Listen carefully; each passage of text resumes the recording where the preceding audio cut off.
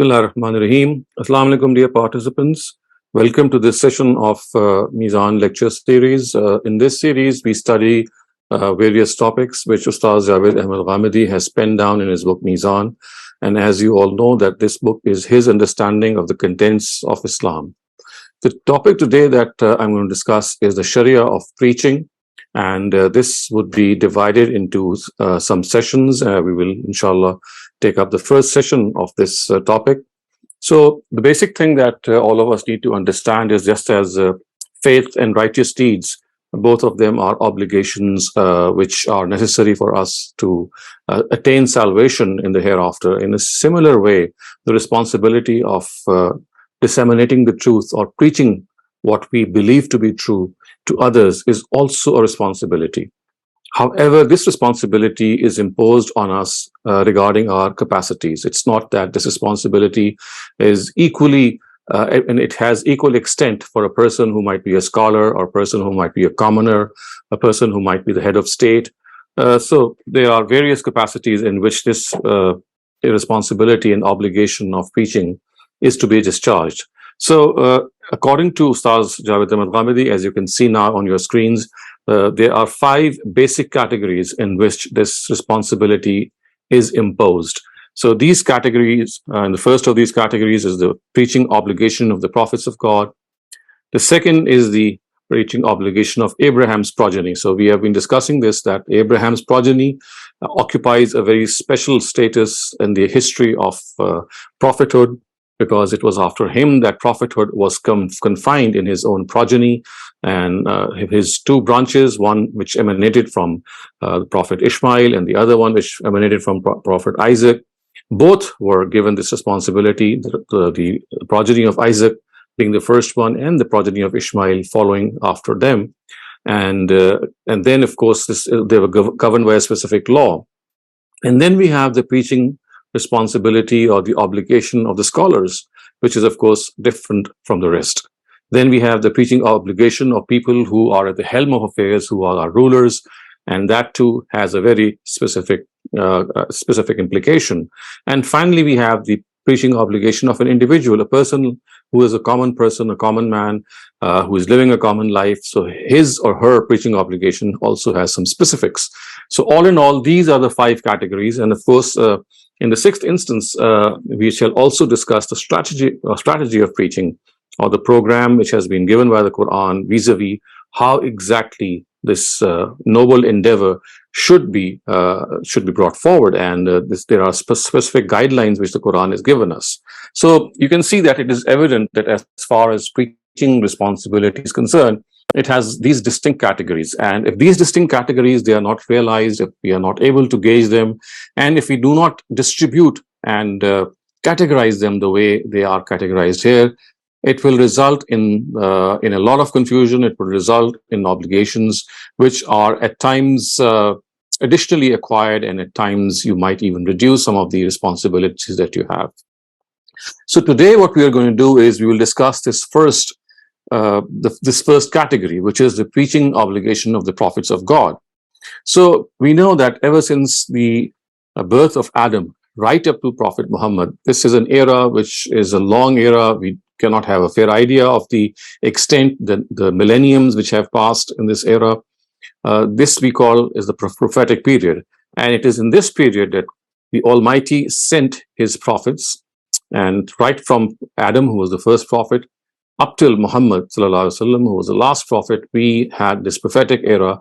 And after this era, the post-prophetic era in which we are living, forms an entirely different historical it has an entirely different historical background. So prophets of God, because they constituted a category of individuals who were selected by the Almighty himself for the purpose of conveying the truth. So therefore, they had a very, very specific job which was cut out to them. Now, the Quran actually mentions the responsibility of a prophet. And in fact, while addressing Prophet Muhammad sallallahu alaihi wasallam, the words of the Quran which actually specify this responsibility are, Ya ayyuhan nabiyyu inna arsalnaka shahidan wa mubashiran wa nadhira wa da'iyan ila Allahi bi iznihi wa sirajan munira. O Prophet, we have sent you forth as a witness, a bearer of good tidings, and a warner, and as one who shall call men to God by his leave, and as a shining lamp for the guidance of mankind. So the word which you can clearly single out here is shahid. And the way this shahada, is established on this earth is that the Almighty actually selects some of his people for the conveyance of the truth, for the dissemination of the truth. And in the very next verse, you see that this responsibility is actually mentioned vis-a-vis all the prophets of God. So it is said that basically it is this responsibility of bearing witness, of bearing good light tidings, and to be a warner, to warn people of the hereafter, and warn people the consequences of the hereafter, and also give them glad tidings of the hereafter if they follow the truth, is something which is a given. But whilst delineating this responsibility in a general sense, the Quran says that "Kanana ummatan wahida, ba'asallahu an-nabiyyin mubashirin wa munzirin." So mankind was once one community, and differences surfaced between them. So God sent forth prophets as bearers of glad tidings and as warners. So basically, as you can see, that the need for prophethood arose because mankind, although at the start they were one community, there was no difference between them. But as life went along, differences surfaced, differences became prominent, and such was the nature or the extent of this difference or these differences that they could not have been resolved by themselves. So the Almighty had to interfere and he had to send forth his own prophets so that they could be resolved and they could be given this proper direction. So in this regard, the Almighty says that as far as the preaching obligation of prophets of God is concerned, that is to convey the truth.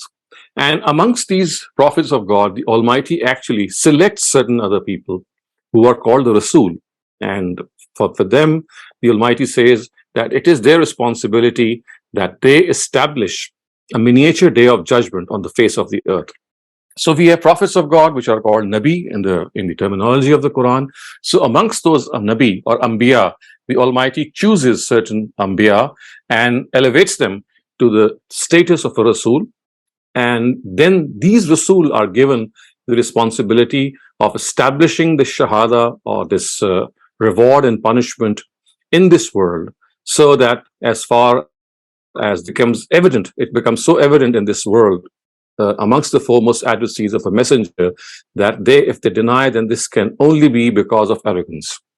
It cannot be out of any confusion. So we have to understand that as far as the Quran is concerned, it says that people are told that if they honor the covenant with their God, they will be rewarded in this world, and if they dishonor it, they will be punished here. And the consequence of this is that these messengers or Rasul become signs of God. And it is as if people see God walking along with the Rasul who deliver his verdicts.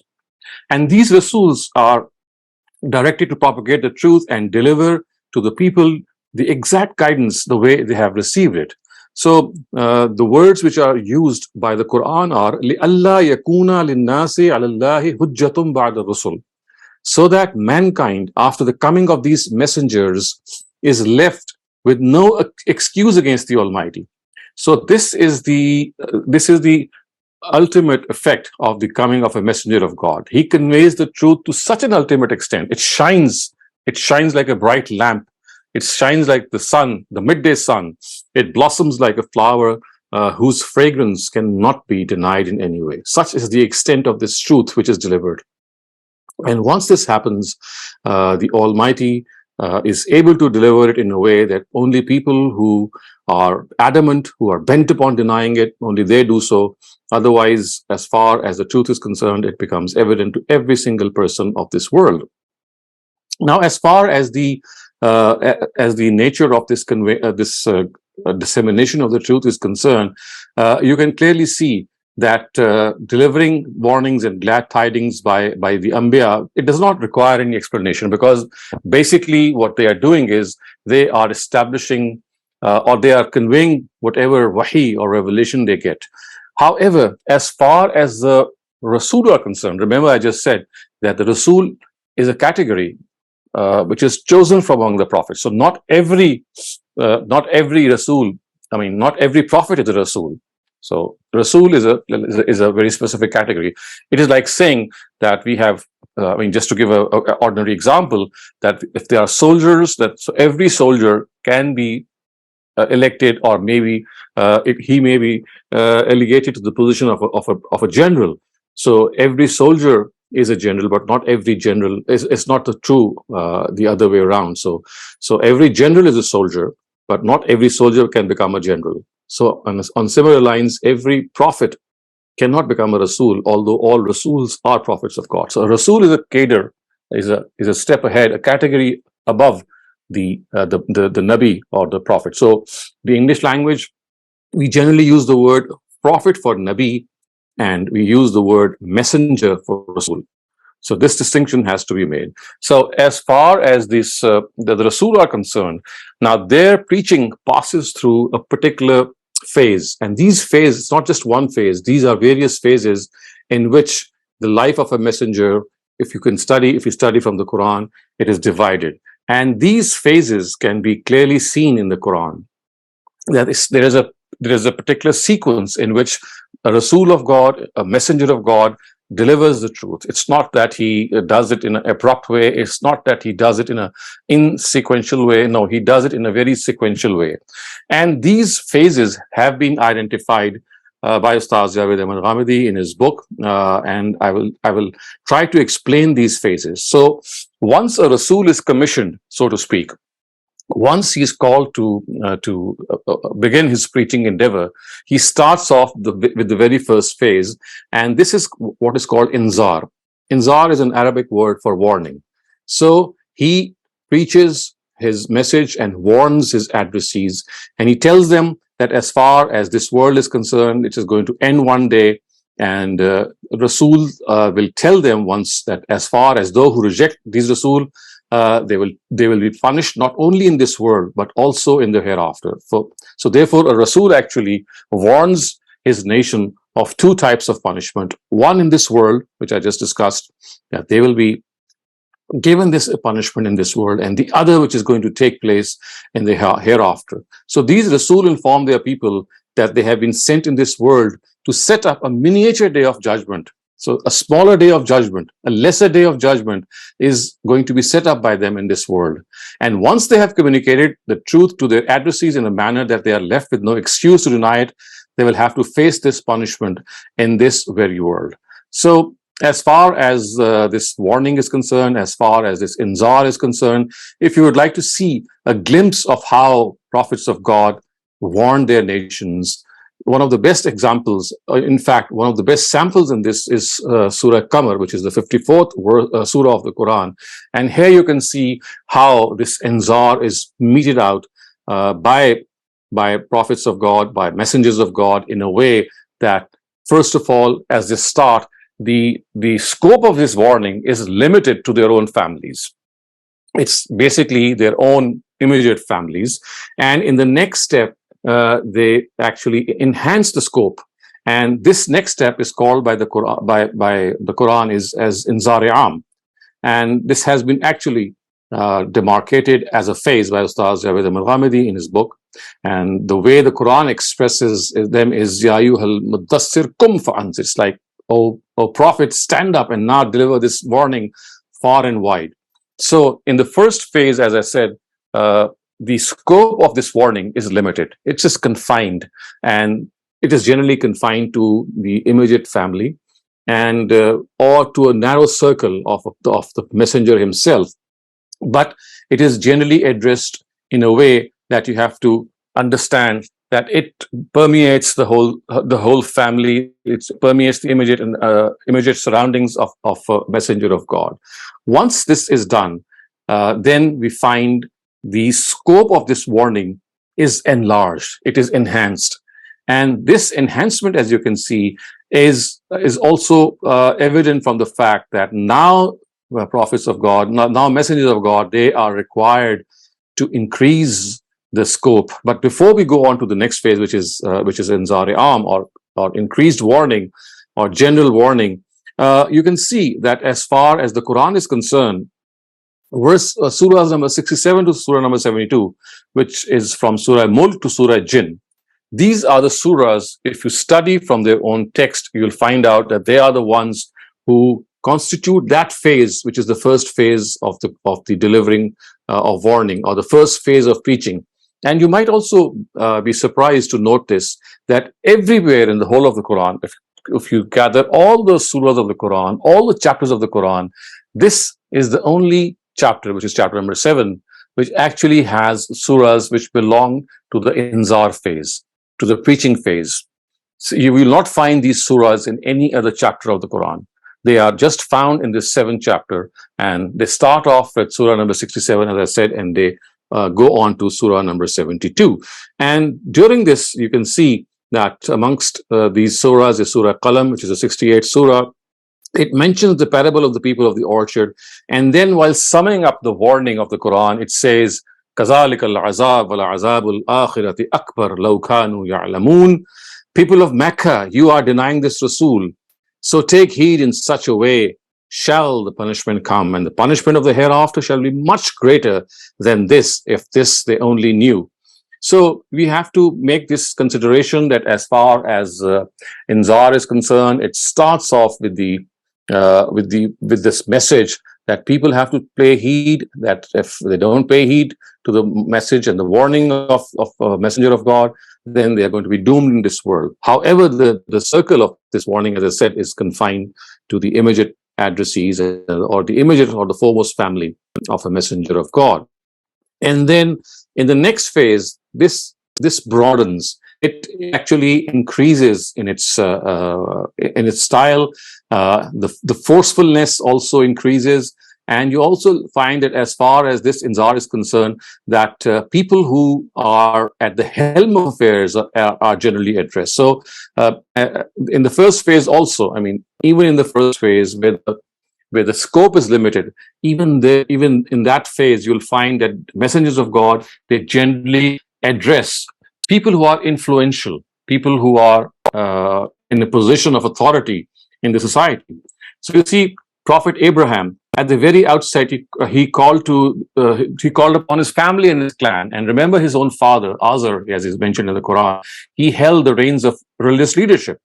And then he actually went to Nimrod, and he called upon him, and he told him that, well, this is something that you have to understand, that if you don't follow the truth, then you'll be doomed. And it is the most appropriate thing to do, because you see, as far as the masses are concerned, they are not in a position to make a decision unless their own leaders make that decision.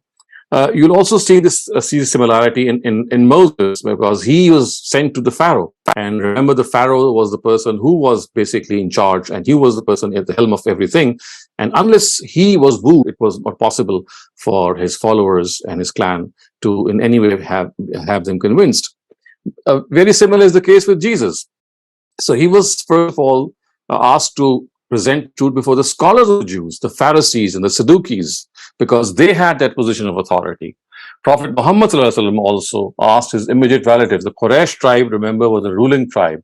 They were the people who were at the helm of affairs. So in the Inzar phase also, what happens is that prophets of God, they address the people who are at the helm of the affairs. They go directly to them. They give them warning. They tell them that if they don't profess faith, then this is going to be the result, and that as far as they themselves are concerned, they are going to be doomed.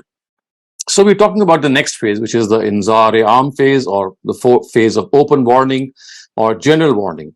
So whatever is done here is basically meant to underscore the fact now the scope of this preaching is increased. And in the Quran, this phase is actually pointed out by these verses of this verse of Surah Musammil, which says, "Inna sanulqi alayka qawlan saqila." So the Prophet is being told, Prophet Muhammad is being told that very soon we shall soon lay on you the burden of a heavy word, which of course refers to the fact that now is the time in which you are now going to broaden the scope. Now what was said in private gatherings is now going to be said openly, towards people, and you'll to go to all sorts of people around you. And because it is done in such force, you know what happens? If it is successful, which is it is bound to be successful, then it elicits a great reaction, which is not evident in the first phase. Because you see, in the first phase, the preaching is confined, it's limited. But in the second phase, it is done in a very forceful way. And those who take lead in professing faith are in this phase are generally the youth. They are generally people who take initiative, and they are the ones who would immediately say yes, that okay, as far as the truth is concerned, if we understand it, we are not going to dilly-dally, we are not going to refrain ourselves from any such thing. All that we are going to do is that in this phase, we will follow the prophet, we will follow the messenger in a way that people will realize that yes, if the force of reaction is more, then so is our resolve to counter that force. So it is at this stage that the Rasul is also stopped from going after the arrogant among their people, and they are directed to primarily concentrate on instructing their own followers. So you'll see, for example, verses like the one that is being displayed before you, which is Surah Yunus's 15th verse. It says, "When our clear revelations are recited unto them, those who have no hope of meeting us say to you, give us a different Quran or change it a little. Tell them, it is not for me to change it of my own accord. I follow only what is revealed to me. For I fear the punishment of a fateful day if I disobey my Lord." And similarly, you can see that when the messenger of God is stopped from going after other people in this regard, after people who are not concentrating on his message, then the words to the effect are, فَتَوَلَّ عَنْهُمْ فَمَا أَنْتَ بِمَلُومٍ وَذَكِّرْ فَإِنَّ الذِّكْرَى تَنْفَعُ الْمُؤْمِنِينَ, which means, for this reason, ignore them. Now you shall incur no blame. Keep reminding them, for reminding is beneficial to the believers. So you see, in the first phase, the addressees are, of course, the patriarchy, the leadership which is, of course, not only the religious leadership, but also the political leadership. And then in the second phase, when this is enhanced, when this force is enhanced, it elicits a very strong reaction. And people, when they see that the force is increasing and the messengers are achieving success, then they are faced with a lot of wrath and a lot of anger. And we know in the times of Prophet Muhammad, this happened.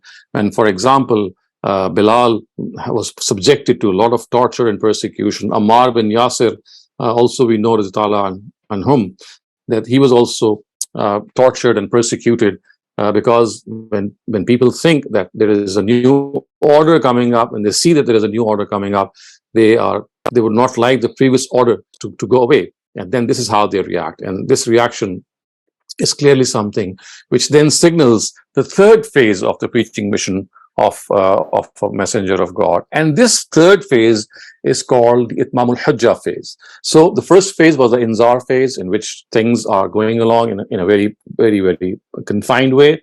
Then we had the Inzar-e-Am phase, in which the whole momentum was increased, and so was the reaction. And then in this third phase that we enter, you'll see that as far as this third phase is concerned, now the truth has been conveyed to the addressees in such an eloquent way, in such an ultimate way, in such a final way, that they have no excuse except arrogance to deny it. The only excuse that they have is that they present their own arrogance, their own vested interests as barriers, as shields against it. And this actually means that now is the time when a Rasul is in a position to tell you, or to tell his addressees, that as far as their fate is concerned, now they are going to be in a position that they will face the wrath of the Almighty. And in this particular phase of Itmamul Hujjah, we can find two surahs. The way they convey the tone in which they convey the warning of the Almighty is beautifully portrayed in these two surahs, these twin surahs, which most of us actually know by heart, Surah Fil and Surah Quraysh. We might have studied them and learned them by heart, but we do concentrate on their meanings, and you'll understand the force they have behind them, and the the very aspect that as far as the Almighty is concerned, how to what extent he goes for the truth to be conveyed. So the first surah is Surah Fil, and I'm just going to read its translation, and just look at the style. It starts off, have you not seen how your Lord dealt with the people of the elephant? So, I mean, if you pronounce it in a way which conveys the tone of the Almighty, it has to be in a way which conveys that harshness. So, have you not seen how your Lord dealt with the people of the elephant? I mean, there was something of the past that you all know. You witnessed this incident of Abraha trying to attack the house of God, and look what happened to him. Did he not foil their scheme? So the Almighty actually just decimated their scheme and sent down against them swarms of birds, such that you pelted them with stones of baked clay, and he rendered them as straw eaten away. So this is the final tone. This is like a final warning which is sounded in this Inzar-e-Am, and you can see how effective these words are, and they literally cause us our hair to stand on its end. And similarly, look at Surah Fil, Surah Quraysh. It says, on account of the association of the Quraysh, the association in the peaceful atmosphere of the Baitullah, they have with winter and the summer. They should worship the Lord of this and render them secure from fear. So you see that as far as this phase is concerned, it actually has that ultimate tone in it, which means that now things have reached their pinnacle. So if I can make a gradient, a line, a climbing line, I can say the Inzar starts at the very base. Then we have things in which the whole warning aspect increases in momentum, and we have the Inzar-e-Am phase. And this culminates in the third phase, which is the Itmamul Hujjah phase. The word Itmamul Hujjah, you can see, is something which has been derived from the Quran. We've just studied that verse, لِأَلَّا يَكُونَ لِلنَّاسِ عَلَى اللَّهِ حُجَّةٌ بَعْدَ الرُّسُولِ, so that after the coming of these messengers, mankind should have no excuse. So Itmamul Hujjah actually is literally a term which means completion of argument, which means that the arguments which were to be presented, or which could have been presented in an effective way by the Almighty, have now been presented. So they have now been complete, they are now perfected, and nothing remains amiss. Everything has been conveyed in its ultimate way. So if now anyone is still not accepting, then this is not because of any miscommunication. It's not because of any lack of information, or everything is evident in the Son. And in spite of this, now you have to understand that as far as the Almighty is concerned, He has done what best could have been done in conveying the truth after these phases of the messenger of God. And this fourth phase actually is the phase in which a messenger leaves his nation. He is made to leave his nation, and this departure of the messenger of God actually signals destruction for that nation. And that is why we call this fourth phase as the phase of Hijrah and Bara'ah. So Hijrah is migration, and Bara'at is acquittal. So now, at this instance, a messenger pronounces that he is now going to leave his nation to its own self. He is now being actually commanded by the Almighty. So the important thing that we have to understand here, that in this phase, which is the migration phase, which is the phase in which Rasul is going to leave his nation, is something which is always and always conveyed by the Almighty. A Rasul cannot migrate and leave his nation of his own accord. Remember, this happened with the Prophet Jonah, and the Almighty did not like him, this act. So he was made to undergo a rigorous routine, and he was in the belly of the fish for 3 days. And then when he realized that he had committed a folly, he repented and he was sent back, and then he resumed his duty. So as far as migration is concerned, it actually tells us that now the truth has really been conveyed. Everything that could have been done has been done. So you see, only the Almighty can do this. Only He knows when the hearts of every person is now in a situation that, in spite of the truth, they are not accepting the truth. In spite of being convinced of the truth, they are not cognizant, or they are not accepting it. And even a messenger of God cannot be aware of this. Even he has to wait for God's signal. So in this phase in which a messenger of God leaves his nation, it generally takes the situation generally arises is that either if the messenger and his followers are in a substantial number, and they are also able to gain a place where they have political authority, then they are sifted out from that place and taken to that place, and then they are organized in that place, and then that punishment which is destined for the deniers descends, or it emanates from the swords of the disbelievers. And when this is not the case, when the number of the followers of a messenger is not substantial, and there's also no place available for migration where a messenger can go and establish his political authority, then what happens is he punishes that nation through divine disasters, through earthquakes, through storms, through cyclones, through tempests. But this is destined to come. But then this is the final phase. Before that phase happens, we have the Itmam al-Hujjah phase. And in this phase, it is in this phase, my dear viewers, that you should understand that for the first time in this phase, that the messengers of God now authorize their nation deniers of the truth. They are called kafir. So it was in this phase that Surah Kafirun was revealed in the times of Prophet Muhammad. He said, Kul ya ayyuhal kafirun. Oh, batch of disbelievers. Not before was he ever allowed to address them by this name. So in this fourth phase came the time in which he, at the behest of the Almighty, actually said to them that now that you have disbelieved, now that everything has been conveyed to you, if you continue with this, then you have to understand that as far as the Almighty is concerned, he is not going to hold back now, and you now deserve to be called with the title of kafir. So it is only after the Itmam al-Hujjah phase, it is in the migration phase that a Rasul is able to call, he is authorized to call his messenger, his addressees as people who are kafir.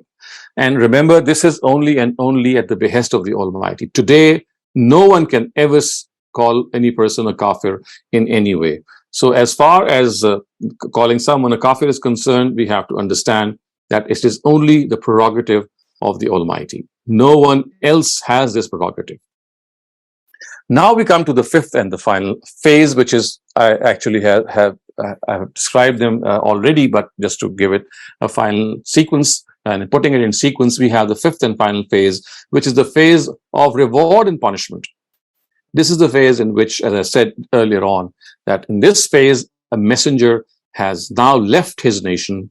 So either the nation is destroyed through divine disasters, or it is destroyed through, as far as the Almighty is concerned, through the swords of the disbelievers. So as far as disbelievers are concerned, they have to understand that in this case, now there is no coming back. And if you're going to still persist, then this is something which is now going to afford them doom in this world. And one important thing that we have to understand here is that the Quran has made it explicitly clear that as long as a messenger is within his own nation, they are still shielded from any punishment. And the Quran actually says, it tells us by saying these words, "Ma kunna mu'azzibina hatta nab'asa rasula." So as long as a messenger is within the nation, we are not going to punish that nation, because they still have the messenger. They have to go to a position in which they reject the messenger, they start going after his life, that now he, first of all, leaves that place, and this departure of the messenger now signals their death. So in this case, as I said, that as far as the nature of this divine punishment is concerned, again, the Quran makes a distinction. And that distinction is that primarily people who are polytheists, they are destroyed, they are decimated, they are wiped out from the face of the earth. But those who are monotheists, or they are deviant monotheists, as you can say, they are not wiped out. They are left. I mean, they're allowed to live on their own religion as long as they live a life of subjugation. So this is another thing that we can derive from the Quran, that as far as the punishment is concerned, this punishment is not always the punishment of death. Yes, for the polytheists, it is the punishment of death, because as the Almighty says, that polytheism or shirk is something He's not going to spare in the hereafter. And in this world also, He is going to punish people who are guilty of polytheism. But people who are monotheists, they are spared. they can live on their own religion as long as they live in subservience.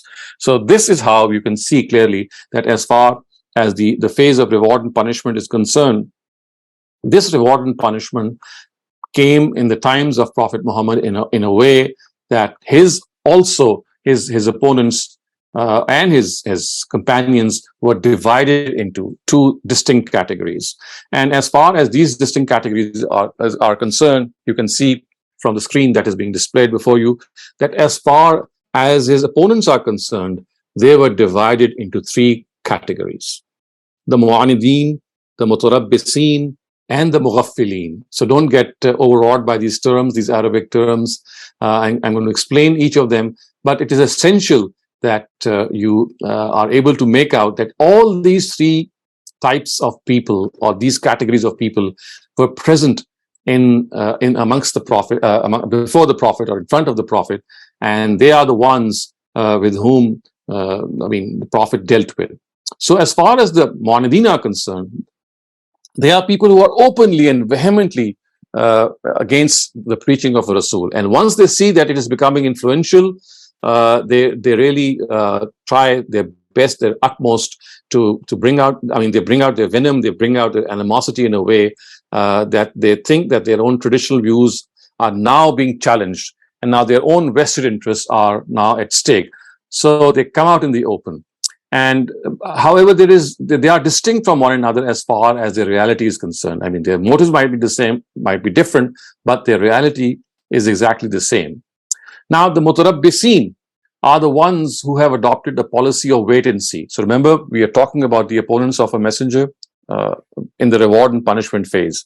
So first are the antagonists. They are there. They are going to fight come what may. But then there are other people as well, which we see from the Quran. They are called the mutarabbisin. Tarabbus in Arabic means people who are people who are always waiting. They see where the tide is going to flow. So they are people basically who wait and see whether there can be a compromise between the truth or not, and falsehood or not, and whether they will wait or they will actually see who is going to prevail, and then they would side by the one who's going to prevail. So they are the mutarabbisin, and they are named in this very way. And they are always trying to strike a compromise between truth and evil, and they are not in a position to make a decision for their own selves in times of trials and tribulations. They even utter a good wish for the Rasul in their hearts because they are desirous of this compromise, this reconciliation. But they don't have the courage in them to openly come in the open in this regard. Now, as far as the third category is concerned, these are the mughaffilin. So the mughaffilin are the ignorant people. They are the ignorant masses who are mentally and financially subservient to the prevailing system, and in every matter obedient to the religious and political pundits of their time. So the third category, which is the mughaffilin, they are the common masses. So they are going to follow their leaders. They are not going to take a decision unless their leaders are going to take a decision. And this is their typical attitude in the first phase. However, once their pundits start to openly challenge the preaching endeavor of the Rasul, the difference between him and these pundits and their character, as well as the nature of arguments presented, becomes prominent. Now, at that time, they become distrustful of their pundits and leave them, and they direct their attention to the Rasul. So at times, there is a change of heart in them also. And these mughaffilin, these ignorant masses, at times they are induced to some bold and lofty feat on their own part, and they join the ranks of a Rasul. But then, of course, this is something which is not always there. So this is the category, or the three categories which you can see as far as the opponents of Rasul are concerned. So we have the mu'anideen, we have the mutarabbisin, and then we have the mughaffilin. On a very similar note, you have three categories of people who are amongst the followers of a messenger. So we had three categories who are against a messenger. Now we have three categories who are with the messenger. Which is the first category? The first category is the sabiqun al-awwalun. Now the sabiqun al-awwalun, as the name implies, are people who immediately accept the message of a messenger. They take lead, they take the initiative, and they are so ready to accept the truth that it is just a question of the truth reaching them. It's like fire being ignited out of them through a very small flash. It doesn't even need any bigger mega flame to have it ignited. So it's already there in them. All that it needs is that something should come up, and they immediately accept faith. So these are called the sabiqun. They take lead. And then in the second category, we have the muttabi'un bil ihsan. The Quran is also referred to them, the muttabi'un bil ihsan. So they are ones who, they are not as, they don't hold such an initiative as the sabiqun awwalun have, but then still they are one who are not as intellectually superior to the sabiqun awwalun, but they are still outstanding people in the second category. If they do not take the initiative in accepting the truth, it is not possible for them to stay behind once they witness the determination and outstanding behavior of their forerunners. So they are like following them, they are right behind them.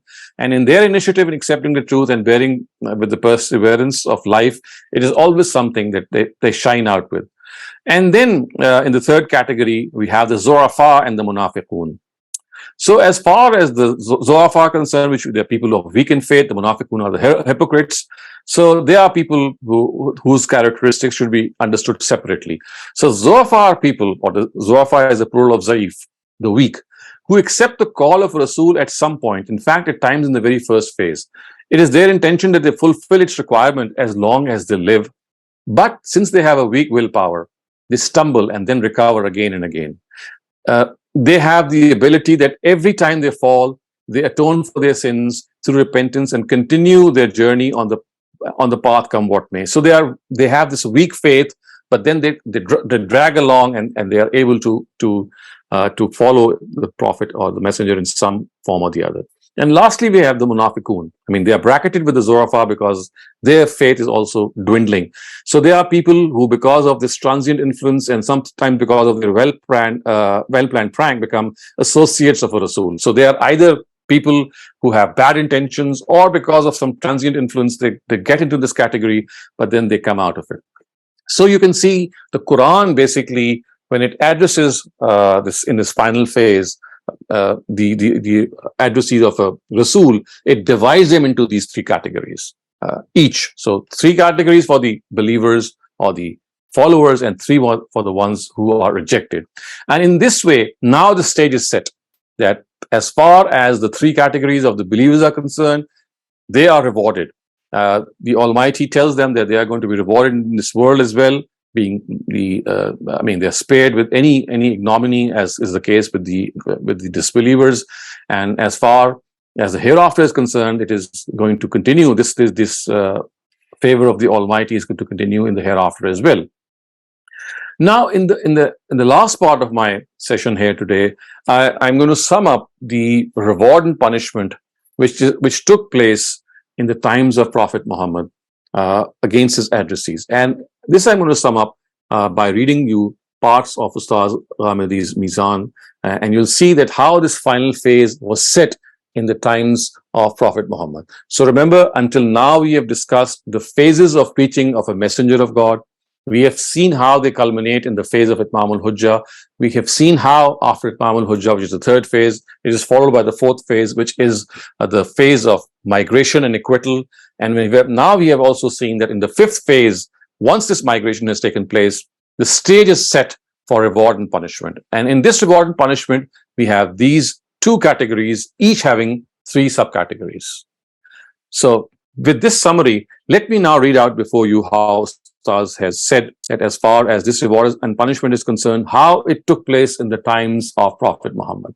Number one, all the antagonists and adversaries from the leadership of the Quraysh were killed in the Battle of Badr. It was only Abu Lahab who did not take part in the battle in an effort to save himself from torment. The Quran had already declared that he would die together with his supporters and comrades. Consequently, this prediction was fulfilled word for word, and a week after the defeat at Badr, this leader of the Banu Hashim was killed by plague. And such was the condition of his dead body that no one came near it till 3 days after his death. Ultimately, his body got decomposed and a stinking smell started to come out of it. Eventually, his corpse was placed beside the wall and covered with stones. So this is the first thing which has happened. The Battle of Badr signaled the first installment of punishment for the disbelievers. Although the Prophet never initiated it, it was a defense. I mean, it was like a defense because the people of Mecca had attacked. But out of that, the Almighty had said that once this attack has been made, now all the major leaders of the Quraysh, they all died. You'll find that Utbah, Shaiba, Abu Jahl, they all lost their lives. And the only person who survived was Abu Lahab, about whom we know that later on, although he didn't participate in this battle, but it was not very far away, so not long after the battle, that he too died of plague. The second phase. After the battle of Badr and Uhud, once the Muslims had been separated from the ranks of the disbelievers and took the distinct group, an ultimatum was given to the common masses of the idolaters of Arabia, as well as ones among them who had adopted a policy of wait and see. They were given 4 months to mend their ways, after which they would be humiliated and disgraced and would not be able to find a way out in this world. So, final warning of 4 months was given to them. And of course, we know was later on near the time when Mecca was about to be conquered, and after the truce of Hudaybiyah. So in the third phase, at the time of Hajj Akbar, which is offered in the 9th Hijrah, it was declared that once the sacred months have passed, Muslims would kill these idolaters wherever they find them, except if they accept faith, adhere to the prayer, and pay zakat. Only those people would be an exception to this declaration who had treaties with the Prophet. Muslims were told that they should honor these treaties till they expire. It was obvious that from this that once these expire, these people too would have to meet the same fate as had been destined and declared for the idolaters. So we had the battles of Badr and Uhud, then we had the time intervening, the battle, these two battles, and the last Hajj. And then in the final Hajj, which it was announced that once these sacred months are over, these idolaters, they shall be taken to task. They shall be punished through the swords of the disbelievers. Now, we come to the fourth aspect, or the fourth important point, and that is that all the active antagonists, remember we studied that as far as the opponents of the prophets are concerned, the topmost are the ones who are the active adversaries, the antagonists. So these antagonists of the people of the book were also slain. So not only from the idolaters, from the people of the book, they were slain. One prominent example of this is Ka'b bin Ashraf. We know about how he was put to death because of his subversive activities, and he was also actively opposing the whole scenario. So after this, it was directed that all their groups would pay jizya and live in subjugation to the Muslims. They were further told that if the decision of God and His Prophet was not acceptable to them, they also would be massacred by Prophet Muhammad and his companions. So you see, this is divine punishment. This is divine punishment being meted out to the Quraysh, to the people or the adversaries of the Prophet in the times of Prophet Muhammad, in place of the cyclones and other natural disasters which destroyed previous nations of God. So you can see that Prophet Muhammad and his companion, they became instruments of God's justice, just as in the previous era or the previous messengers. This instrument of God's justice, what were this instrument? They were these natural disasters, these elements of nature. They were let loose on them. But in the time of Prophet Muhammad, because they were able to find a place of migration and they had become a substantive force, so now this punishment, instead of descending in the form of cyclones and tempests and other natural disasters, they took the form of this fight and attack from the hands of the disbelievers. The hypocrites, number 5. The hypocrites were warned that if it would be better for them if they repented, otherwise they too would have to encounter the fate which was destined for the rejectors. So they would also meet the same fate. In the 6th point, those among the followers of Prophet Muhammad who were sincere but were guilty of some blemishes were forgiven after some punishment, and the weak among these followers were given the glad tidings that if they repent and reform themselves and remain on this commitment, then hopefully the Almighty would forgive them as well. So, I mean, this is something which happened in the times of Prophet Muhammad. And 7th, we have this aspect that the reins of political leadership of Arabia and the custodianship of the Baytullah were given in the hands of the Muslims who had taken lead in accepting Islam. In this way, the promise of the Almighty was fulfilled, the very promise which was stated in the Quran in these words, وَعَدَ اللَّهُ الَّذِينَ آمَنُوا مِنْكُمْ وَعَمِلُوا الصَّالِحَاتِ لَيَسْتَخْلِفَنَّهُمْ فِي الْأَرْضِ كَمَا اسْتَخْلَفَ الَّذِينَ مِنْ قَبْلِهِمْ وَلَيُمَكِّنَنَّ لَهُمْ دِينَهُمْ الَّذِي ارْتَضَىٰ لَهُمْ وَلَيُبَدِّلَنَّهُمْ مِنْ بَعْدِ خَوْفِهِمْ أَمْنًا يَعْبُدُونَنِي لَا يُشْرِكُونَ بِي شَيْئًا وَمَنْ كَفَرَ بَعْدَ ذَلِكَ فَأُولَٰئِكَ هُمُ الْفَاسِقُونَ. God has promised those of you who professed belief and did good deeds that he would grant them political authority in the land the way he granted political authority to those who were before them, and he would strongly establish the religion he chose for them and replace their fear by peace. They will worship me and serve none besides me, and he who again rejects after this will indeed be among the disobedient.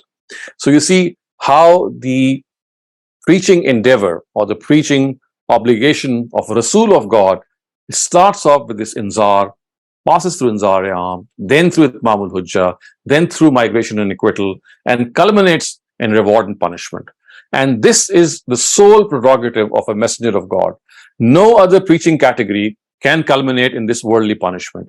And this is that practice which has to be understood, that it was a singular practice, a sole practice, a unique practice which makes the prophetic period distinct. So in this prophetic period in which prophets of God came, not every prophet, but those prophets who were selected as Rasul, they were given this task of setting up this reward and punishment within this world in their own lifetimes against their foremost adversaries. And the way it took place in the lifetime of Prophet Muhammad has just been described and summed up for you. So I will end my session here, and inshallah in the next sessions we will study and discuss the preaching responsibilities of the other categories that we have just referred to. So I'm now available for any questions that you may have. Thank you very much, Dr. Saleem. We have around 25 more minutes to this session, so please try to keep your questions related to the topic, and if we have additional time, we can take non-topic related questions.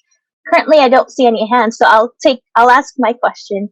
So you said that sabiqun al-awwalun, they rush to action immediately, but we also know from the Quran that God asks us to think and ponder upon things. So it seems like God wants us to think before we take actions, right? So if those people that rush immediately to action are praised, I'm just confused about that. Why are they praised? Right. So actually, this is something that is understood, that, as soon as they receive the message of the messenger, it is so close to their heart. They understand it so in such a blink of an eye, in a wink of an eye, that it takes them no time to get convinced, because it is the call of their own heart. It is something which is their own soul it yearns for. So it's like a vacuum which is being filled with that voice. And the no sooner does it get filled that they have that urge to go forth. So it's just a manner of telling us that, as far as they are concerned, that once they understand the message, they don't take long, they don't waste time. It is not that they would still see whether any person else is going to do it or not, and then I'm going to follow. No, they rush towards it. That as soon as that message comes to them, such is the nature of that message, that it is simply the call of their own heart, the yearning of their own soul, that it's like filling that vacuum in them, and then they moving forth and saying, yes, we are there for any other service that the cause of truth would require us to do. Thank you very much, Dr. Saleem. That explains it. Adil Qureshi, please go ahead. Ji, Assalamu alaikum, Wa alaikum Assalam. So, sir, the last phase, which was the reward and punishment, if you could just describe for me again the punishment for the three categories and the reward for the other three categories, what happened to each of them? So, as I just described you, as far as the reward is concerned, obviously the nature of their reward would be different in the hereafter. So these are the three categories which are with Prophet Muhammad. They are there with him. As far as their worldly benefits are concerned, there's no distinction between them. But these three categories entail that in the hereafter they would be dealt with in a way that the Sabiqun al-Awwalun will be the highest form of paradise. Next will be the Muttabi'un bil Ahsan, and finally people who would follow them. So basically, this division within this world would only signify or signal the fact that now they are entitled to their own place in paradise. But in this world, the reward that they would get is that, of course, they would be considered as companions of the Prophet, and as such, they have a very highly coveted place. But as far as the other three are concerned, the Mu'anidun, for example, the antagonists, as far as they are concerned, so they are generally put to death because they have taken lead. They are not just silent observers. I mean, they're not waiting for their turn to come and ignite the fire, but they have come forth with an agenda. So they are put to death. And I just gave you the example of Ka'b bin Ashraf. This is an example that you can look up in history books and see how he was tackled. And then we have other categories. For example, the next category is let me see, the third, the second category, which is the category of Mutarabbisin and Mu'afilin. Oh, the Mutarabbisun, yeah, the people who are who are trying to strike a compromise. So they are warned, and in this world, they are warned that, well, you see that if you would like to consider the truth from falsehood, it is okay, it is fine. But ultimately, if you accept the truth, then that is going to be something which is going to augur well for you. So again, their own, and the nature of their punishment is not going to be as strict as the case with the Mu'anidun. So remember, the Mu'anidun, for them the initiative was taken and they were put to death. But this is not the case with the Mutarabbisun until that final punishment, which is destined to come, it arrives. So before the arrival of that punishment, they are given this chance, which is not afforded to the Mu'anidun. And the Zurafa and the Munafiqun, of course, they are ones who are weak in faith, and they again are warned, and they are told that if they don't come forward with the same, if they have all the time in the world, but if they don't come forward before that final punishment is signaled from the Almighty, then they're also going to face the music. But one thing that you might also like to know in the background of these three categories is that as far as Prophet Muhammad's nation is concerned, almost all of them accepted faith. So at the conquest of Mecca, we know that as the Quran says, يَدْخُلُونَ فِي دِينِ اللَّهِ أَفْوَاجًا, that they accepted Islam in multitudes. Very few people remained. 3 or 4 people, they were people about whom the Almighty had directed Prophet Muhammad to have them killed, even if they are found hiding under the curtains of the Kaaba, as we know. So they were put to death as well, like Rafi and some of the other names that you might be knowing. And they are all 3 or 4 in number. And the other person who was prominently killed was Ka'b bin Ashraf. But other than that, in spite of the fact that these idolaters were, they were given this punishment of death, it never actually took place because, as I said, almost all of them accepted Islam. Right, but the 3 months notice was given to the Mutarabbisin? Everyone. This was given to all those people. So as far as the 4 months, not 3 months, it was 4 months, it was given to all people with whom there were treaties which were being made. So the 4 months notice which you have read in Surah Tawbah, basically, it relates to the tribes with whom those treaties were made, that once these treaties they reach their term, now they would have to they either face the sword, or they will be spared only if they accept Islam. Thank you, sir. Thank you. Riaz, please go ahead. Assalamu alaikum, Dr. Sir. Wa alaikum assalam. Dr. Sir, as you categorize that, Mu'adidin, so it means Abu Jahl and Hazrat Umar at one time was also in that category. So my question is that Hazrat Umar accepted the Islam. Is it his own effort, or it was the will of Allah subhanahu wa ta'ala, or it was both things?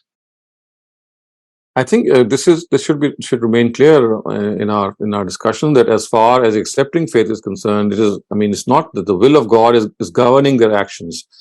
It's never so. A person chooses his or her own destiny. A life of belief and disbelief is not the will of God. It is always the choice of a person. It's what you can say is that it is in the knowledge of God. So God would know that which person is going to accept or which person is not going to accept. But his knowledge is not going to have an effect on a person's destiny or life. A person's choice is the real thing here. So Umar chose out of his own accord that he came out of that age in which he had that severe animosity against the Prophet. But Abu Jahl could not. So it was a personal choice. It's not that the Almighty willed that a person should be right or wrong. But is it true that Prophet sallallahu alaihi wasallam he made the dua for both of them? That either one Yes, of them. he did. Amr bin Hasham, yes, because both of them were called, had the same common name. So he said that, well, please have them in the ranks of Islam. He made this prayer, and we find this prayer mentioned in a lot of books of biography of Prophet Muhammad. So that prayer might have played a role. I mean, we think. I mean, You see, the prayer always plays a supportive role. It cannot pray. I mean, it cannot play a defining role. The defining role has to be from the person himself. Unless he has the will to go, how can a prayer can do anything? Okay, thank you. Thank you. MP Naveed Irfan, please go ahead. जी अस्सलाम वालेकुम रहमतुल्लाहि व वालेकुम सलाम। Doctor साहब, मेरा सवाल है कि जिस तरह साबिकुल अव्वलीन है, ये साबिकुल आखरीन का भी कुछ अल्फाज आएंगे कुरान में? कोई टर्मिनोलॉजी इस तरह यूज हुई? साबिकुल आखरीन। So we have in the Quran we have just three categories: as-sabiqun, ashabul yamin, and ashabul shimal. Adil Qureshi, please go ahead. Sir, now that the era of the prophets is over, what are the categories that remain today in this world? Now we only have people. I mean, is there any differentiation between Sabiqun versus Zoafa versus Munafiqun these days, or it's just we don't, because you see, this is just the categorization in the lifetime of a messenger of God, and this categorization again is something which only God has, I mean, demarcated. It's not that we can do that. So as far as hypocrites are concerned, remember, it was only God who conveyed who a hypocrite was to Prophet Muhammad, because he was in no position to know the inner self of a person. So hypocrisy is something which relates to the heart.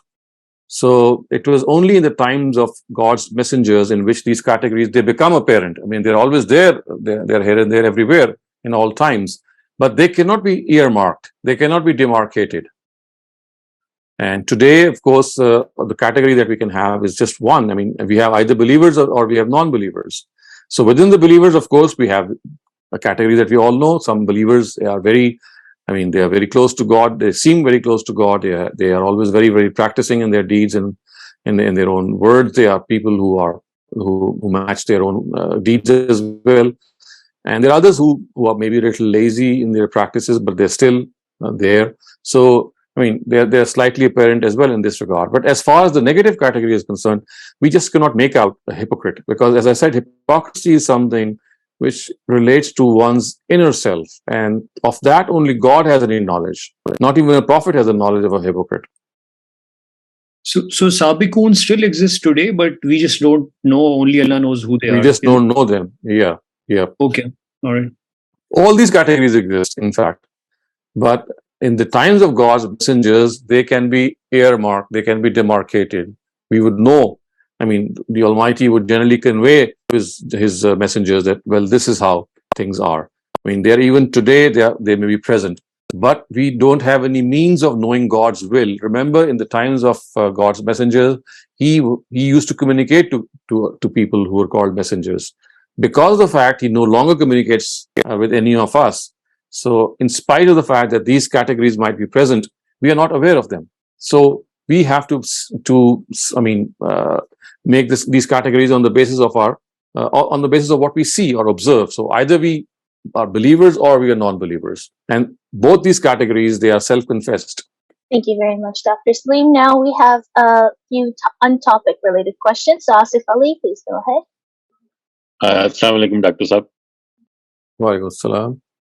No, this is actually the topic related. The question is that the rewards and punishment, or the last, Rasulullah sallallahu alaihi wasallam basically sent the letter to all the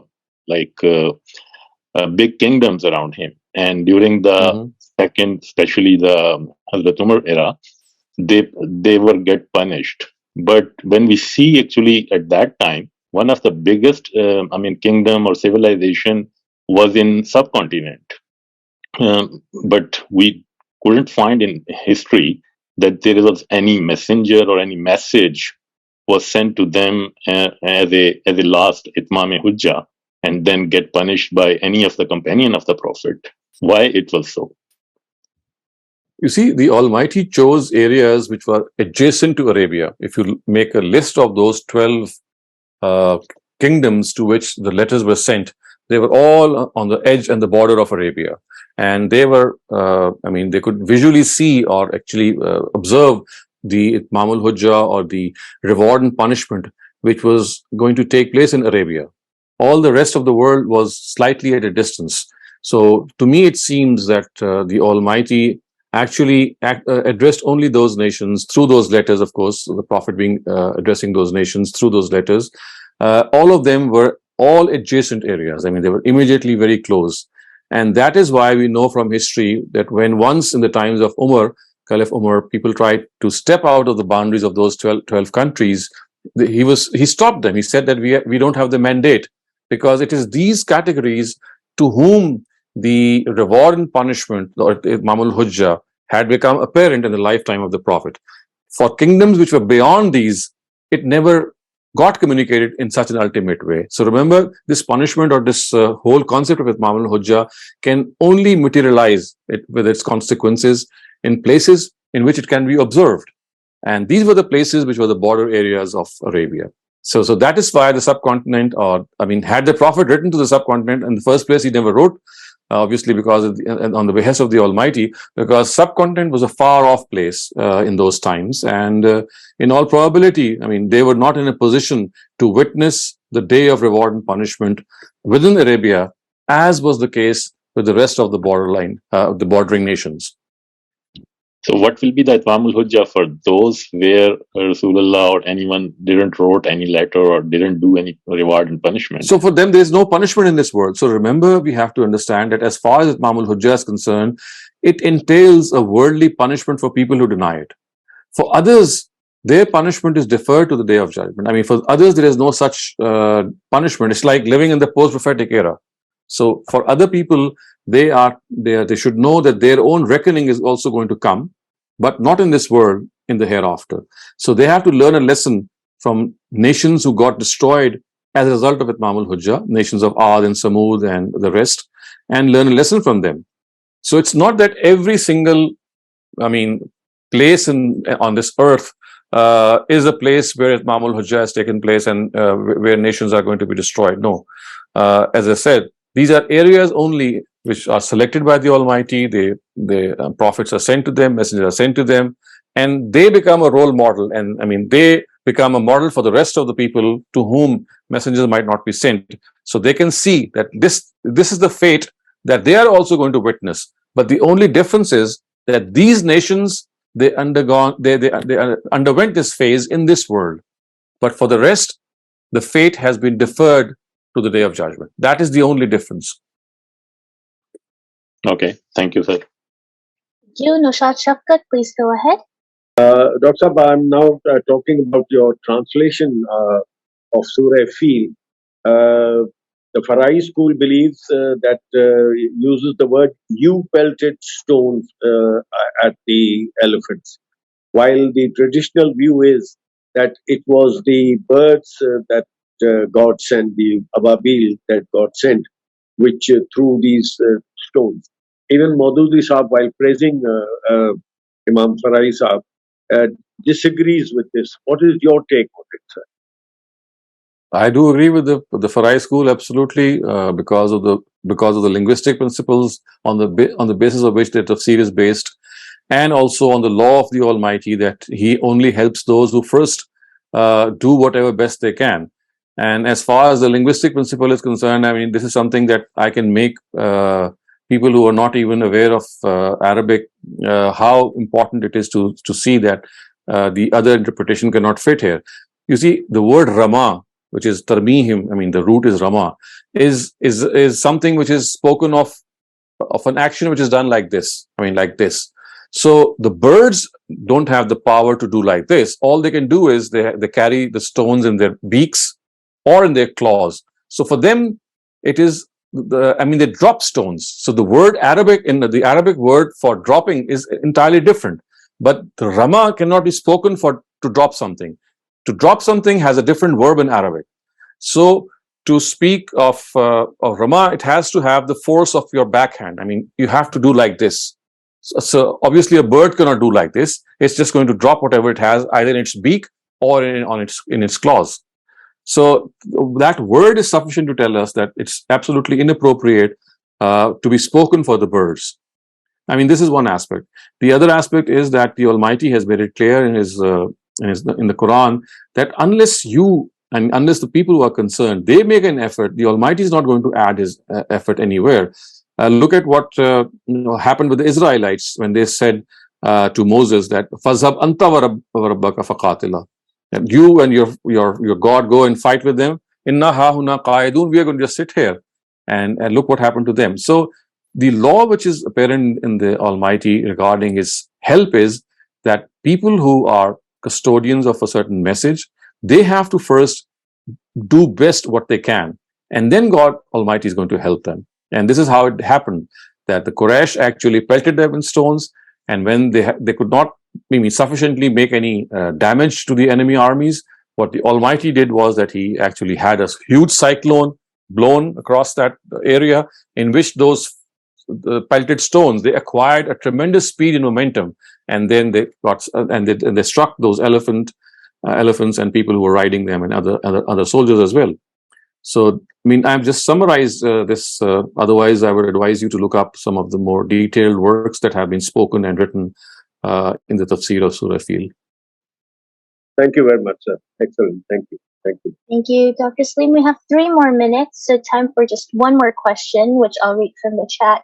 So this one asks, एक तरफ दुनिया artificial intelligence and artificial consciousness की तरफ बढ़ रही है, दूसरी तरफ कुरान में in depth उतरने की ज़रूरत है. Both need intensive amount of time. एक balanced way क्या है to do this for a person who is a Jovian? And it continues, like intellectual warfare के लिए science and technology में भी खुद को equip करने की ही दूसरे कुरान के align होना है, वरना लोग atheism की तरफ जा सकते हैं. I understand. I think this is a choice that a person has to make, and it's an era in which we have to specialize. I mean, people who are going to specialize in science and AI-related topics, they should first see whether they have that aptitude, and if they have the aptitude, they should take a decision in its. To go along on that path. And others who are well versed and have an aptitude, also an interest in the sciences of the Quran, they are ones who should choose so. So it's not the question of who doing what; it's the question of who is made more appropriate for which task. And people have to choose according to their own ability, and leave some of the other things which they're not able to do to other people. So it's like dividing amongst yourselves and choosing which is best for your own. Which suits your own aptitude, and for which you can really make a difference in the lives of people. Thank you very much, Dr. Saleem. That was it for all of the questions this session. Inshallah, see you tomorrow in textual study of the Quran.